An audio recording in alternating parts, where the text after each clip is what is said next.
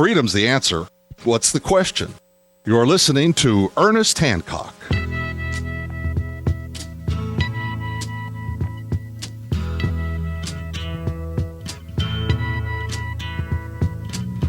There's something happening here, but what it is ain't exactly clear.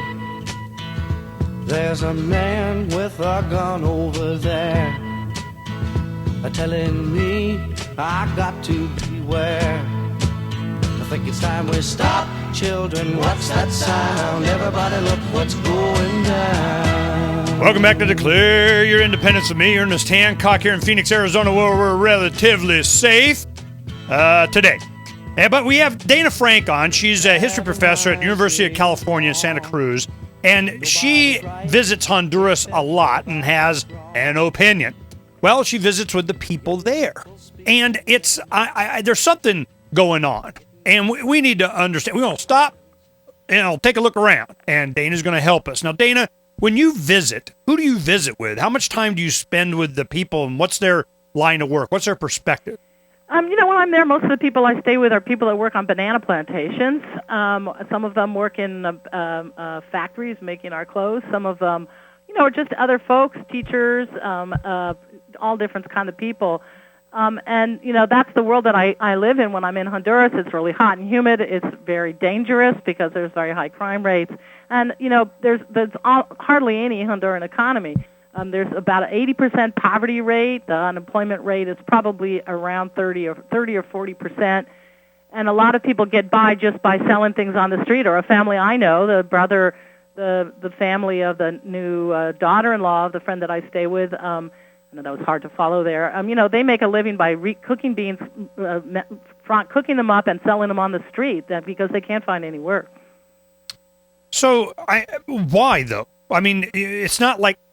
Let me give you my perspective, and you can help me out here, because it's hard for someone like me to understand why such a rich country, as far as natural resources, beauty, has so many problems economically. Because I give you a story. I took my son, it was years ago. We go across the border into Mexico. We live in Arizona. And some friends of ours, their church, were building a roof for a cinder block orphanage that was a pastor down there that, needed help. And we all went down, and this guy did some plumbing, this guy did, and we all worked. And I brought my son and another young man with us, and I wanted to make a point. And I said, look at what's happening right here. We haven't crossed the border yet. See, the roads are paved. You see some nice houses here. You got some power. We stopped at the convenience store. I said, now watch. We're going to cross in the middle of the desert. Out there's nothing out here. Desert. We're going to cross this imaginary line, and you watch what happens. Now, this, of course, is their first time going out of the country. We go into Mexico, dirt streets, mangy dogs, tin roofs on, old tires and cardboard and what. I mean, it's just, poverty. Why? What do you think made the difference from this line out in the middle of the desert? It's just imaginary government, man-made, whatever, and you have this prosperity over here and over here. What's the difference? Well, let me talk about Honduras, and we can extrapolate out from that to Mexico. I think it's really important to understand that these countries have never been free to develop their own economies, that they've always been held captive, whether by the banana companies or these manufacturing firms or mining companies. In Honduras, there's never been freedom or have the kind of sovereignty that you would want where people from below could develop their own economies. Now, the country, and this has been true the entire 20th century, these 13 oligarch families control almost the entire Honduran economy, the parts that aren't controlled by transnational corporations. And the U.S. military supports all that with now 4 military bases in Honduras. There used to be 1, and now there are 4. They built 3 since the coup. And the U.S. government supports, with its military funding, these oligarchs. And so there's no way for ordinary people to have an input into an economy that they could build from below, in which they would, we would together find some alternative ways of investment and developing an economy. Okay, no, you're right. You're right. I'm wondering, I want to try and see if we can define our terms and we can agree on, a solution, because that's what I'm looking for. Because it's at this point, we want to say, why is the United States government spending $15 million to support the Honduran military when there's absolutely no democratic or political process in that country. If you're a regular person in Honduras today, you can't, the Supreme Court and the National Congress and the judiciary are completely controlled by these people that ran the coup and the military.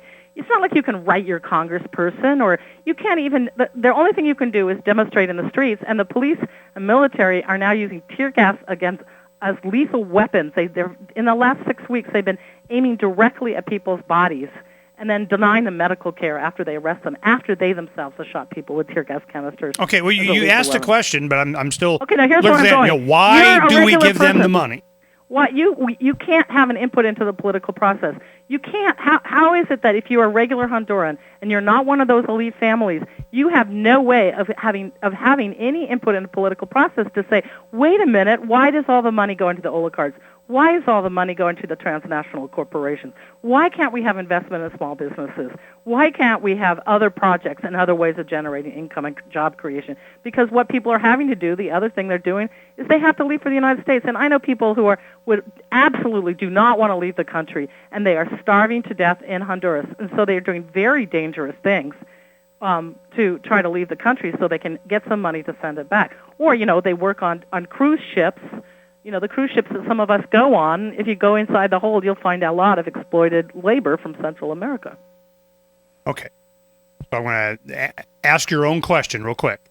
Why are American taxpayers giving money to various different sections of government or whatever in Honduras? There's a reason. We're doing it for what? To support the U.S. Part of this is shoring up the U.S. military control of the whole region, partly because the larger goal of U.S.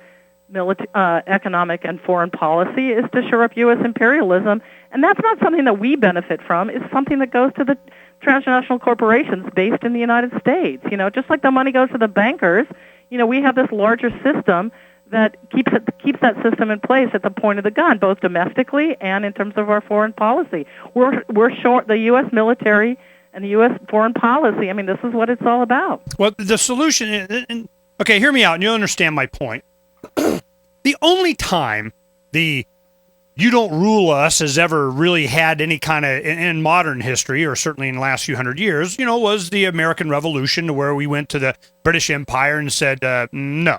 Well, then immediately they, from Declaration of Independence and Articles of Confederation, they went to this Constitution, central plan, we need a bank kind of thing. But I'm looking at how we can spark that around the globe, because we have the entire Middle East is up in arms as individuals going, look, maybe we don't need a central plan. Maybe we don't need Pharaoh number 337. Maybe we don't. We'll take care of ourselves. No. The International Monetary Fund, the World Bank, we have NATO, we got United Nations. No, we're going to meet with your rebel leaders and we'll tell you how you're going to organize. Yeah, that's it. The U.S. might support a rebellion, but then the minute if it's successful, we're going to handpick who are we, not right. Who's the we there.